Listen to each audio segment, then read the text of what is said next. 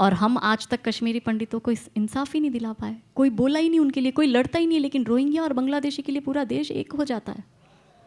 तो ये पॉइंट है, हम लोग नहीं बोलते और अब बोलना शुरू करा। और सोशल मीडिया इतना अच्छा प्लेटफॉर्म आ गया है कि अब तो ना हम मीडिया के प्रोपोगेंडा में आते हैं, ना टीवी चैनल्स वालों के प्रोपोगेंडा में आते हैं, ना पॉलिटिशियंस के प्रोपोगेंडा में आते हैं। हमें सच्चाई पता चल जाती है। Okay, thank you. The moderators have called it, so sorry about that. In the end, when the speakers would be in the canteen or other places, you can have a one-on-one interaction. I'm sorry about that. So it is my pleasure to introduce our next speaker and her talk. For the past almost millennia and a half, Hindu civilization has been reeling under a constant onslaught. Islamic invaders, to achieve cultural domination, massacred about 4.6 million of Hindus only during the reign of Aurangzeb. And I'm not saying this, it's New York Times. It's not failing, but still. So yeah. Other than that, Hindus were subjugated to pay jizya, and they had little prospect of a decent life. The British colonization was no less brutal. The famines in Bengal, everyone still remembers them.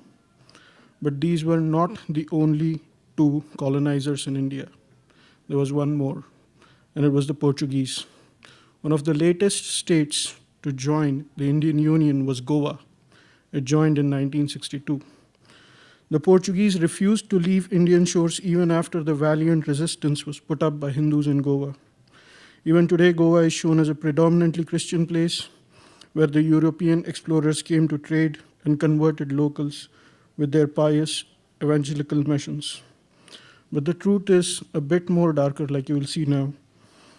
Actually, Vasco da Gama and Bartholomew Dias were in reality genocidal maniacs who came to Goa and used any means to spread their word of God. And to talk about this, now we have Shefali Vaidya. Shefali Vaidya is a social commentator. She's one of the foremost voices on social media and visual media. A mother of triplets, she writes freelance for various publications. She curates unique heritage, arts, and craft travel experiences for Swaraj and Wonderfest. She holds a master's degree in master communication. She's also a member of IHAR, which is Indian History and Awareness and Research. Above everything, we believe she is an extremely well-articulated voice for the common Hindu. So much so that even Arnab Goswami had to beg her to let him speak. A warm, multi-talented lady. Please welcome Srimati Shefali Vaidya.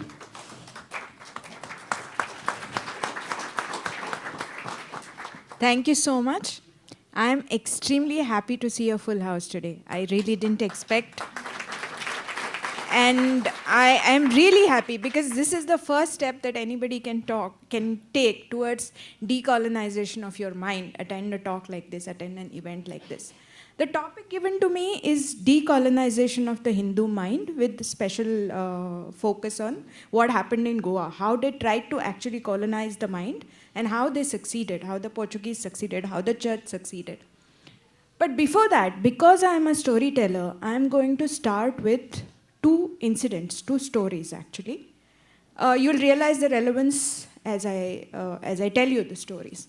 So the first story was when I went to Hampi. How many of you have been to Hampi? What was Hampi? Yeah, it was the capital of Vijayanagar Empire, right? So there are many temples there. There's only one temple which is a living temple. All other temples have been plundered and looted, and so now they are under ASI and they are not living temples. But they were living temples at some point of time. So it was late evening, it was very quiet, and there were not too many people there when I had gone there.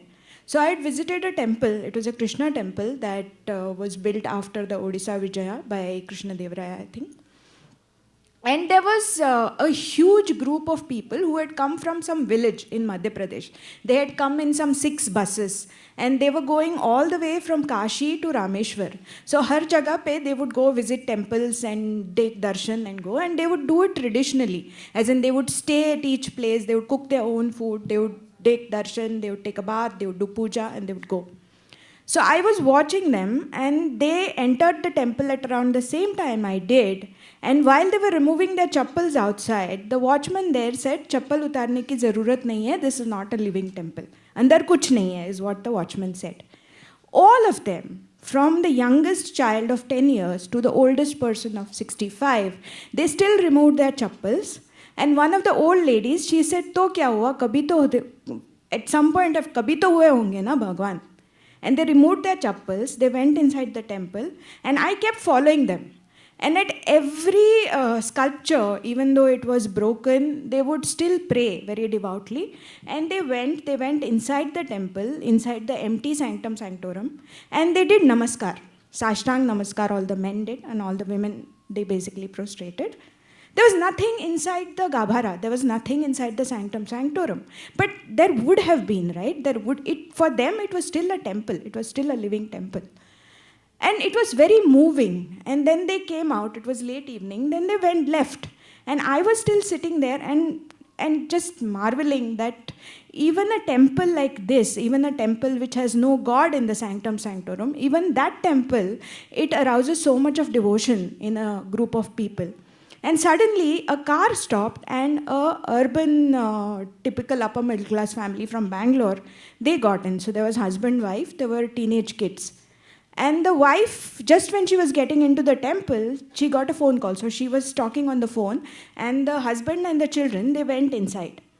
And I was sitting there, and I was watching them. And the children went inside, and they came out in literally 5 minutes. She was still on the phone. So suddenly she said, and they had not removed their shoes or anything. They had just gone in because they knew that it was not a living temple. And the mother, she was still on the phone. She asked the daughter, "Is there anything to see inside?"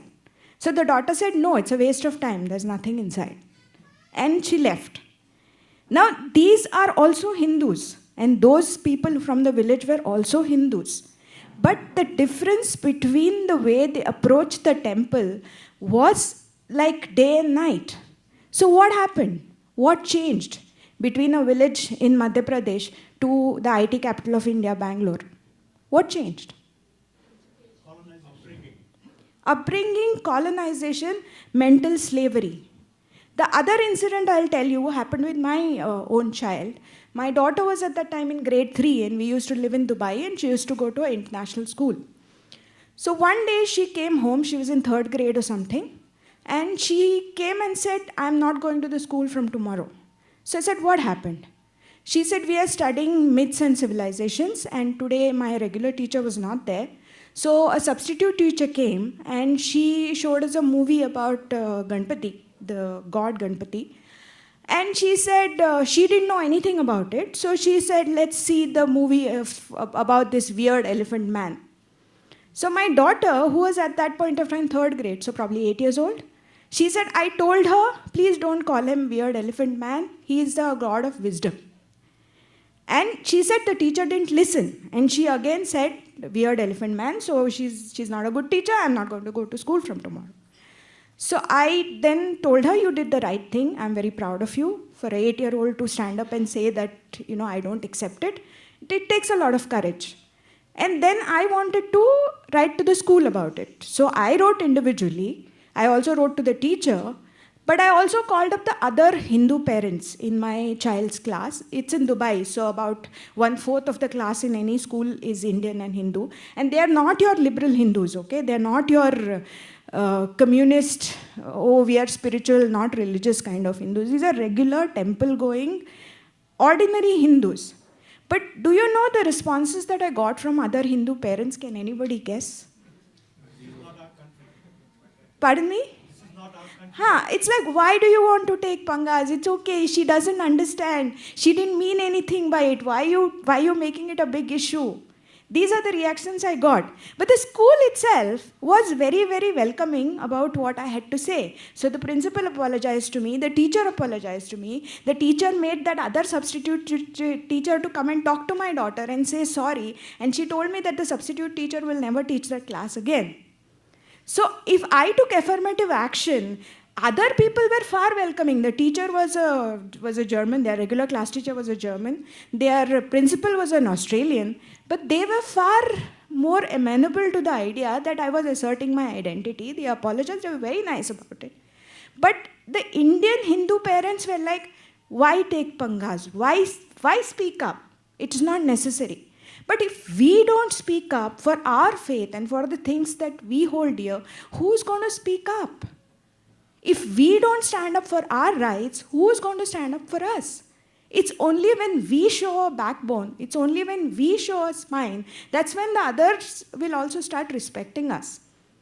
I come from Goa. The fact that I am a Hindu woman from Goa, it's actually a miracle. It really is a miracle. And I owe it to a choice, not that my parents made, or not even what my grandparents made. I owe the fact that I am a Hindu woman to a choice somebody made in the 16th century. My ancestor, I don't know who he was. He was given, or I don't even know whether it was a he, she, or whether it was a couple. I don't know anything about them. But they were given, that generation was given a choice saying that you have exactly 1 month. You either convert or get killed or you leave. They chose to leave. And do you know what they took with them? They took with them in one small dabba some earth from their ancestral village. It is an ancestral village called Nagoa, which is near Margaon, today's Margaon, if anybody is from Goa or anybody has been to Goa. And they carried the murti of their family deity, MahaSabha. And they left to my ancestral village today, which is a place called Kunkulam. And they started a new life there. They had no money, they had no land. And in those days, your wealth basically was dependent upon your land ownership. And in their original village, they were landowners. They were actually something known as Bhatkas. They owned a lot of land. But they chose to start life with just the clothes on their back